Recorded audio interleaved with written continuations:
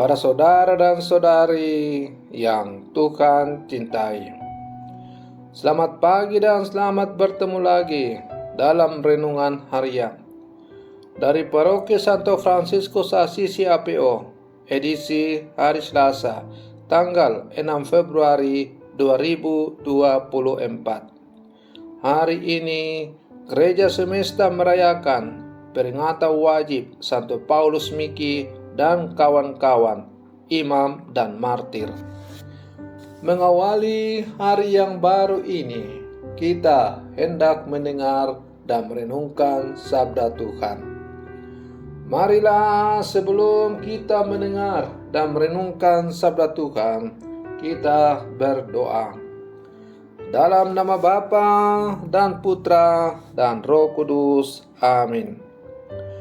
Allah Bapa, sumber kekuatan, Engkau berkenan memanggil Santo Paulus Miki dan kawan-kawan untuk memperoleh kehidupan melalui salib. Semoga berkat doa permohonan mereka, iman yang kami akui, kami pegang teguh sampai akhir hayat kami, sebagaimana telah ditunjukkan oleh para martirmu, Santo Paulus Miki dan kawan-kawan. Bersabdalah ya Tuhan, kami siap mendengarkan. Terpujilah Engkau Bapa, Putra dan Roh Kudus, kini dan sepanjang segala masa. Amin. Para saudara dan saudari yang Tuhan cintai, sabda Tuhan yang hendak kita dengar dan kita renungkan untuk mengawali hari yang baru ini diambil dari Injil Markus pasal 7 ayat 1 sampai 13. Tuhan bersamamu.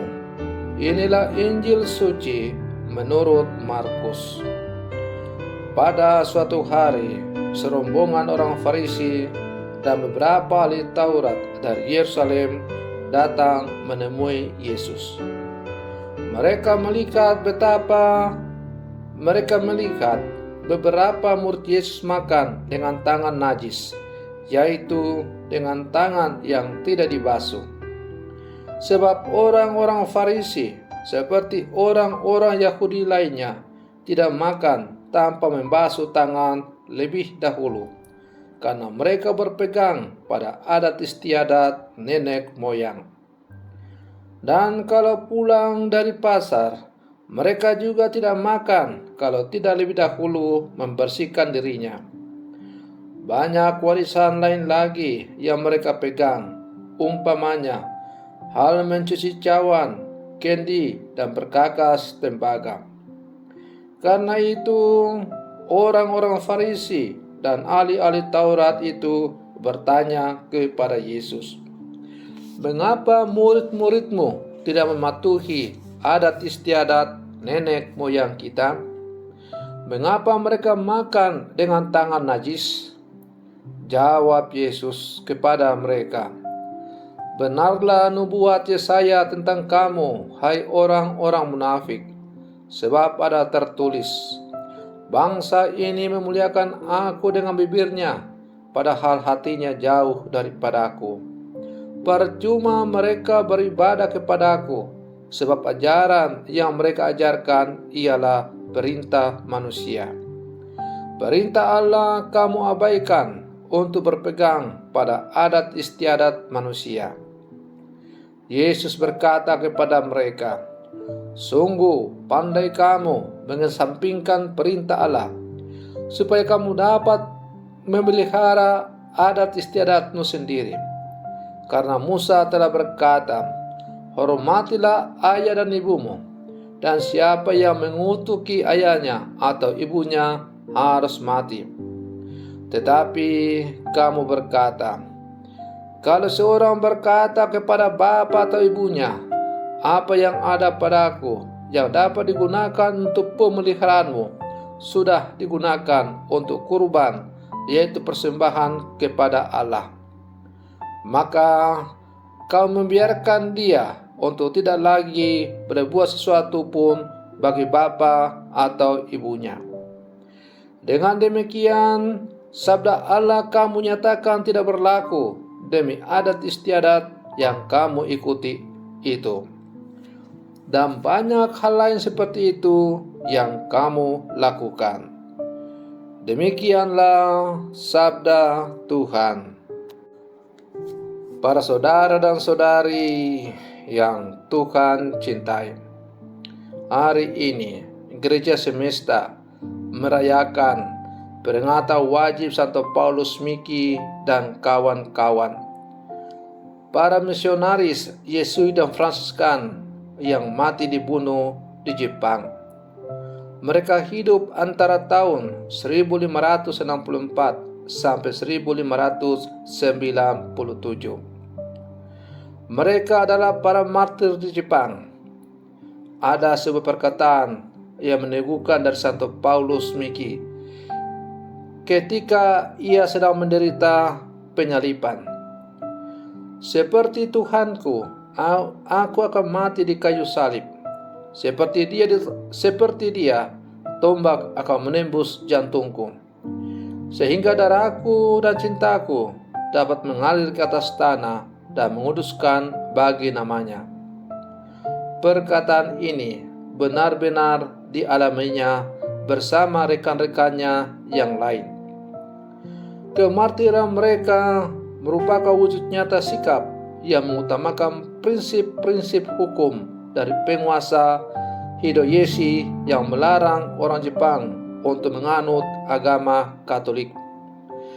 Karena dengan menganut agama Katolik, maka kaisar berkeyakinan dan takut kalau nanti adat istiadat dari orang Jepang itu akan hilang musnah, yaitu menyembah kepada Dewa Shinto. Para saudara dan saudari yang Tuhan cintai, kisah Injil hari ini juga sejalan sikap yang legalis dari orang-orang dan para ahli Taurat yang datang kepada Yesus dan melihat para murid Yesus yang makan dengan tangan najis karena tidak membasuh sebelum makan. Mereka bahkan bertanya kepada Yesus, "Mengapa murid-muridmu tidak hidup menurut adat istiadat nenek moyang kita, tetapi makan dengan tangan najis?" Yesus menjawab pertanyaan ini dengan pernyataan yang keras. Meminjam perkataan Nabi Yesaya, Yesus berkata, "Bangsa ini memuliakan aku dengan bibirnya, padahal hatinya jauh dari aku." Orang-orang Farisi dan ahli Taurat itu bersikap terlalu legalis, padahal hidup mereka yang nyata tidak sesuai dengan apa yang mereka ajarkan. Para saudara dan saudari yang Tuhan cintai, sebagai murid-murid Yesus yang hidup di zaman sekarang, kita diajak untuk mematikan sikap yang terlalu legalis dengan menumbuhkan semangat kerendahan hati dan keterbukaan kepada Tuhan. Sebagai murid-murid Yesus yang hidup zaman sekarang, hendaknya hukum bukanlah untuk manusia, tetapi hukum sebagai sarana untuk menjadi semakin dekat dengan Tuhan. Maka hukum itu bukan menjadi tujuan dalam hidup kita, tetapi hukum itu menjadi sarana untuk mencapai tujuan hidup tertinggi, yaitu bersatu dengan Tuhan. Oleh karena itu, para saudara dan saudari yang terkasih, hendaknya sikap legalisme yang berlebih-lebihan dalam hidup kita sungguh kita jauhkan dari kehidupan kita, karena akan membuat kehidupan kita tidak bebas dan sesama akan menderita. Maka para saudara dan saudari yang Tuhan cintai, mari kita hidup menjadikan hukum Tuhan sebagai satu-satunya tujuan hidup kita. Mari kita jadikan bersatu dengan Tuhan sebagai satu-satunya kehendak tertinggi dalam hidup kita yang kita mau kejar. Semoga kita semakin hidup sesuai dengan kehendak Allah, dan pada akhirnya kita semakin layak disebut sebagai murid-murid Yesus yang sejati. Semoga permenungan saya untuk mengawali hari yang baru ini semakin menghantar kita untuk menjadi murid-murid Yesus yang sejati. Semoga demikian. Selamat pagi, Tuhan Yesus memberkati.